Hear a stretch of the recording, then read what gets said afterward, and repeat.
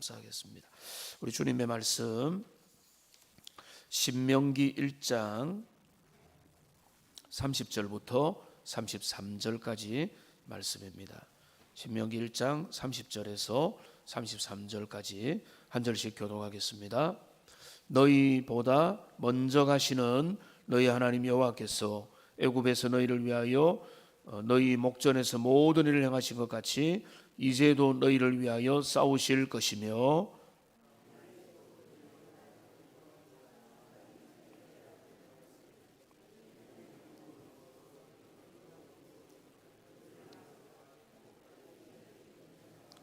이래 너희가 너희 하나님 여호와를 믿지 아니하였도다. 그는 너희보다 먼저 그 길을 가시며 장막 칠 곳을 찾으시고 밤에는 불로 낮에는 구름으로 너희가 갈 길을 지시하신 자이시니라. 아멘. 우리가 4일이라는 짧은 기간 동안에 특별 새벽 기도를 주제를 동행이라고 잡았습니다. 제가 잡고도 참 맞다. 우리가 우리 주님과 동행하는데 이런 어떤 동행이라는 주제를 통해서 우리가 한 해를 결심하고 결단하는 그런 은혜가 있으면 좋겠습니다. 동행의 의미를 생각해 보면서 이런 것을 우리가 떠올려 봅니다.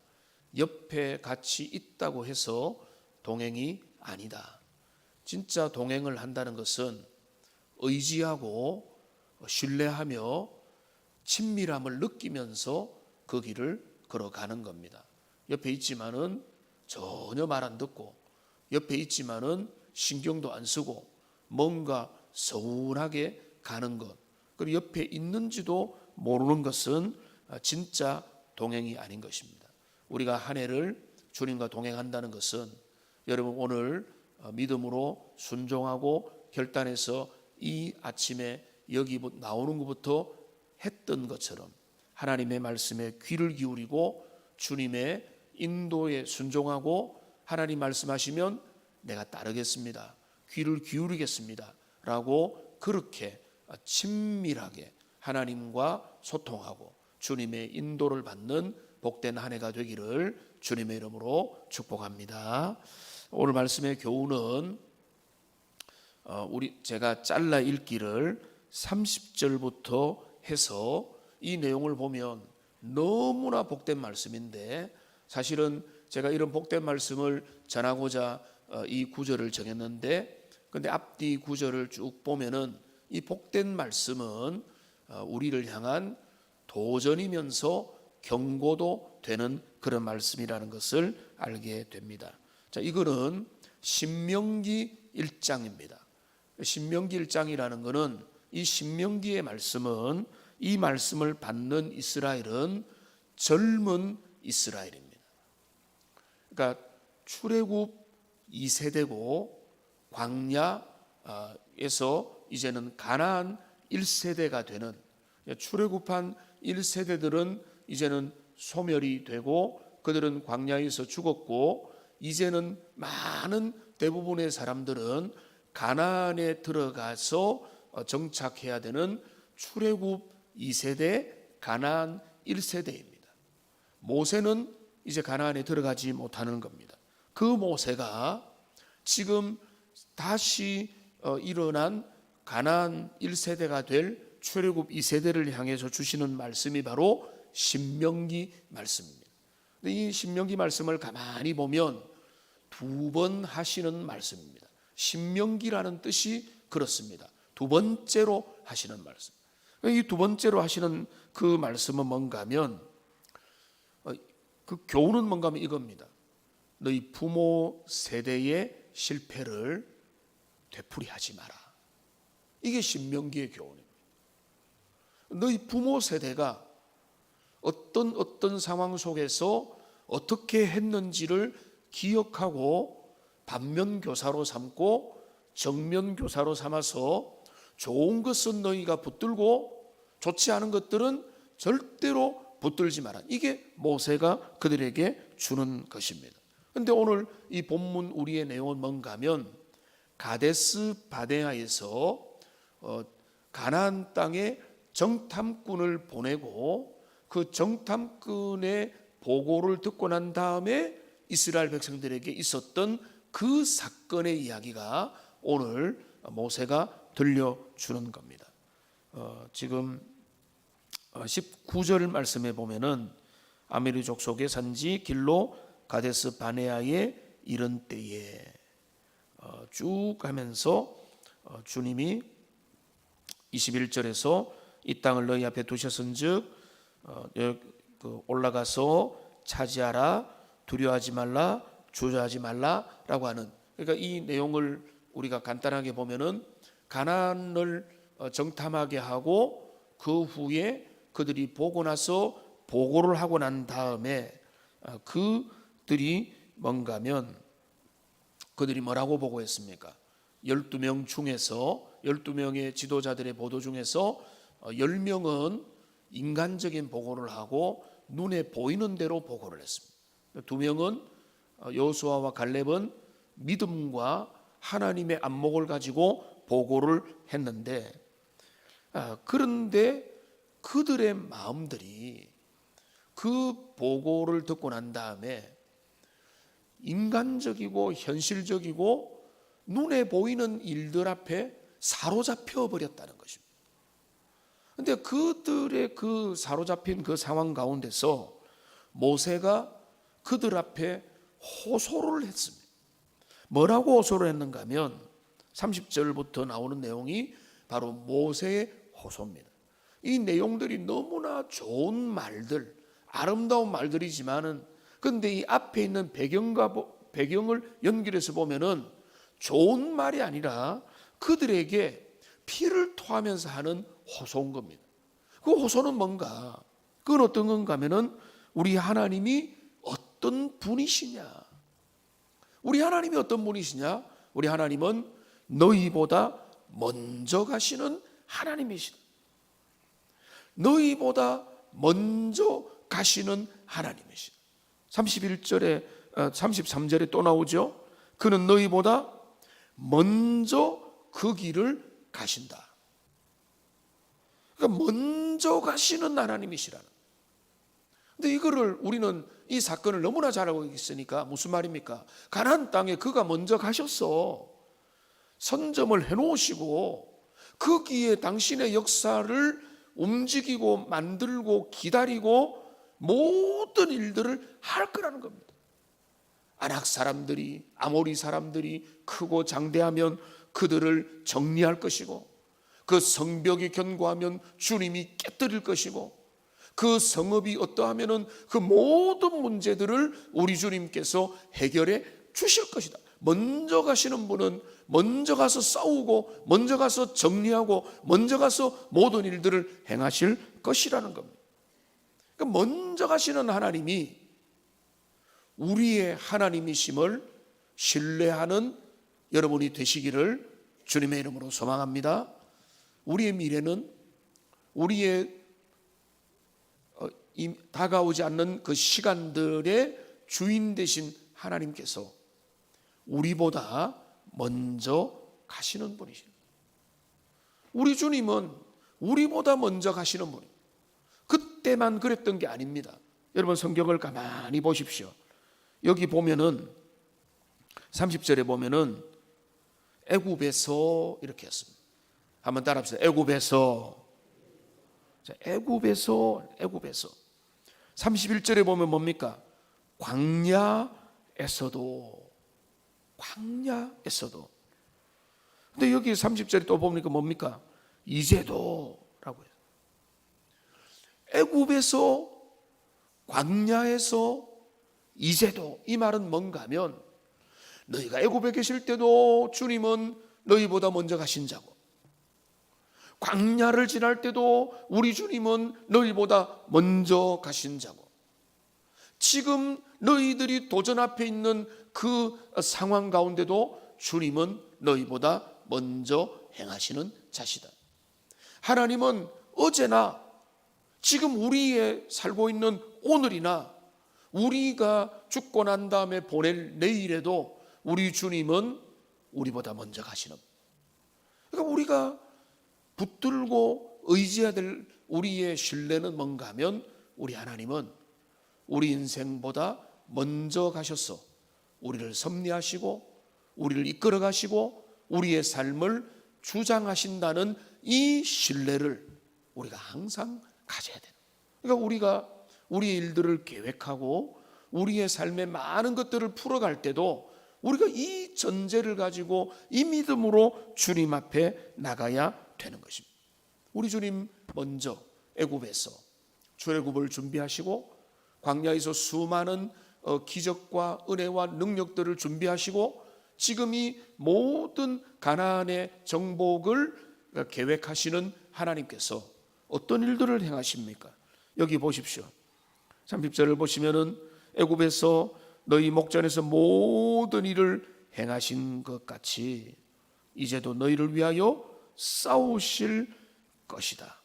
광야에서 너희를 아는 것 같이 너희를 여기까지 이르게 하실 것이다. 33절에 보면은 장막 칠 곳을 찾으시고 밤에는 불로 낮에는 구름으로 너희가 갈 길을 지시하시는 자시리라. 그러니까 우리 하나님이 먼저 가신다는 것은 사전 답사를 하신다는 것은 하나님이 먼저 움직이신다는 것은 그냥 먼저 움직이신다라고 하는 그냥 어떤 추상적인 게 아니라 먼저 가시기 때문에 먼저 그곳을 선점하시고 아시고 예비하시고 준비하여서 우리가 행할 수 있도록 하신다는 겁니다. 출애굽의 사건을 떠올려 보십시오. 그 앞에 뭐가 있었습니까? 홍해가 있었습니다. 바로의 군대가 뒤에서 따라왔습니다.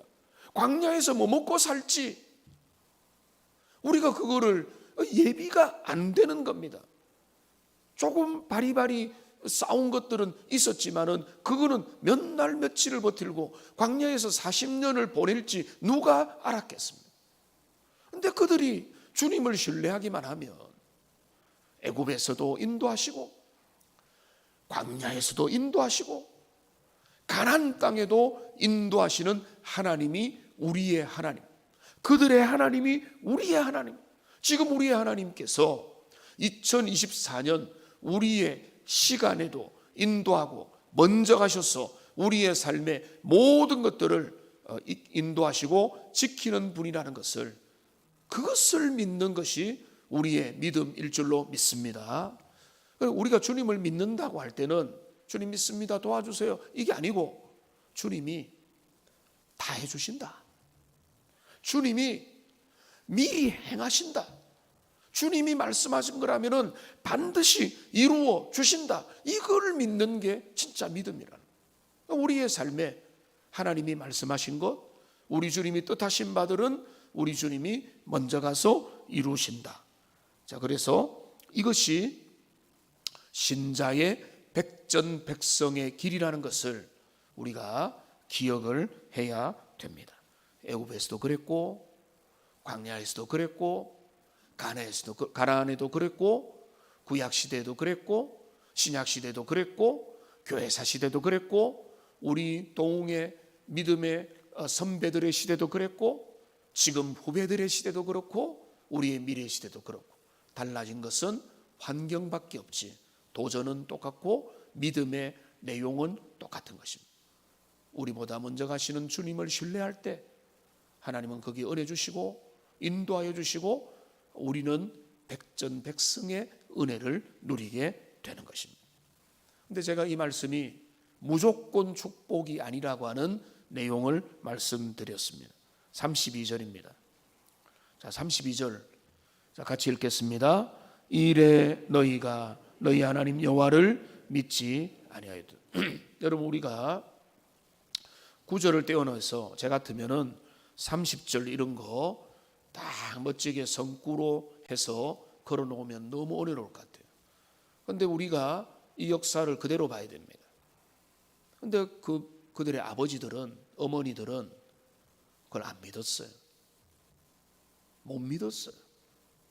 그들이 얼마나 큰데, 성벽이 얼마나 견고한데 눈에 안 보이느냐. 그러면서 그들은 받아들이지를 못했어요. 못 믿었어요. 그리고 그들은 인간적인 결정을 했습니다. 우리가 애굽으로 돌아가자. 더 이상 못 가겠다. 그렇게 된 것입니다. 그러니까 이게 이스라엘이 보였던 그들의 반응이었습니다. 그러니까 모세는 진짜 피가 쏟는 마음으로 그들의 2세대 이스라엘 백성들에게 가나안에 이제는 들어가야 되는 새로운 세대에게 이야기하고 모세가 도전하는 겁니다. 무슨 말입니까? 너희는 그러지 말라는 것입니다.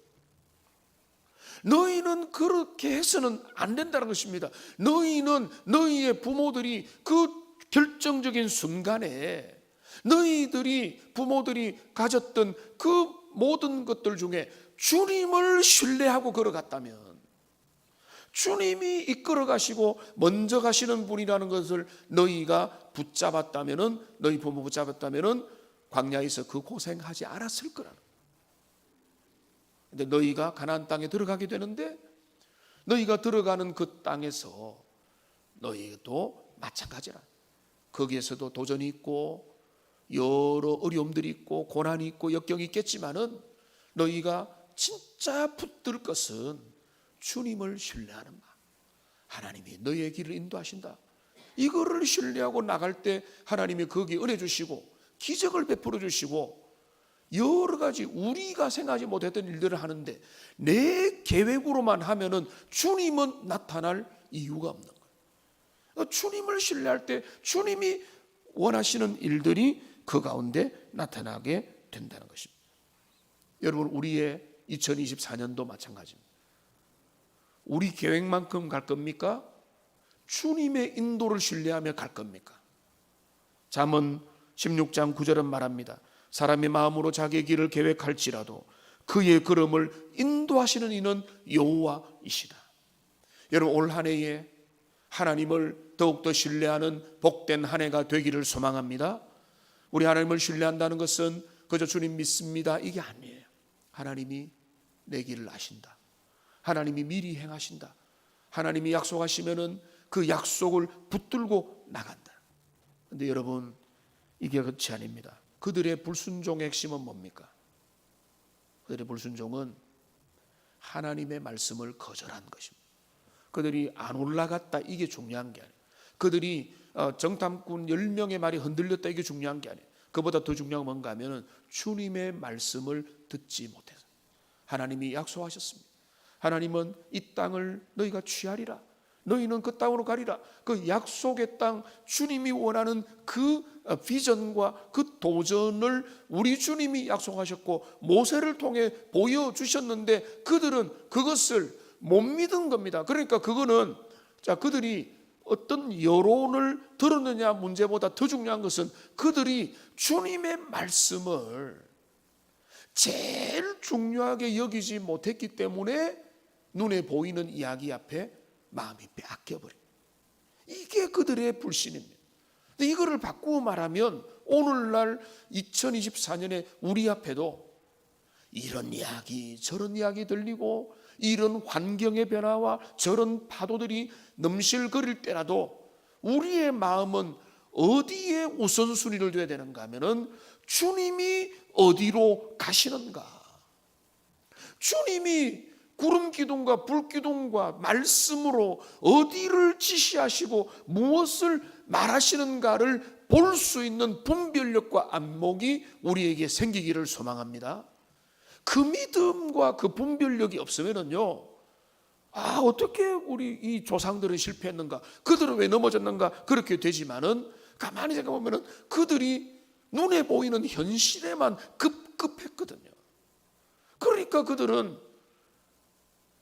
여기는 이렇고 저기는 저렇고 이래서 안 된다 저래서 안 된다 하니까 그들이 그 가운데서 현실적인 대안을 택하고 그들은 애굽으로 돌아가자 실패하게 됐다는 것입니다.